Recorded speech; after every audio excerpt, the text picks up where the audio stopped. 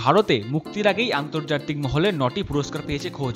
এদেশেও box office কালেকশনের ব্যাপারে আত্মবিশ্বাসী ছিলেন বিক্রম চট্টোপাধ্যায়। কিন্তু সানিকা সিং এর মৃত্যুর ঘটনায় তার বিরুদ্ধে অনিচ্ছাকৃত খুনের মামলা দায়ের হওয়ার পর বৃহস্পতিবার সেই স্বাদের ছবি প্রিমিয়ারেই দেখা গেল না তাকে। প্রসঙ্গত, ছবির মূল চরিত্র পুলিশ ইন্সপেক্টর সায়ন বসুর ভূমিকায় রয়েছেন বিক্রম। কোথায় বিক্রম?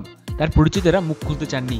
আর পুলিশ তাদের সঙ্গে যোগাযোগ করছে কিনা তা জানতে চাইলে বাবা বিজয় বলেন, কোনো মন্তব্য করব না। তাৎপর্যপূর্ণভাবে ছবির প্রিমিয়ারের আমন্ত্রণপত্রেও সম্ভাব্য উপস্থিতিদের তালিকায় বিক্রমের নাম ছিল না। আজ শুক্রবার মুক্তি পাচ্ছে খোঁজ। তার আগে এদিন সন্ধ্যায় একটি শপিং মলের থিয়েটারে ছিল ছবির প্রিমিয়ার। ছিলেন টালিগঞ্জ ফিল্ম এবং বিশেষত টেলিভিশনের ছবি জগতের কলাকুশলী। এসেছিলেন মাধবী মুখোপাধ্যায়, সাবিত্রী চট্টোপাধ্যায়। তবে এই ছবির বাজার কেমন হবে তা নিয়ে বিক্রমের ঘনিষ্ঠরা চিন্তিত। অনেকেই বলছেন সাম্প্রতিক ঘটনাসমূহ নেতিবাচক প্রভাব ফেলতে পারে।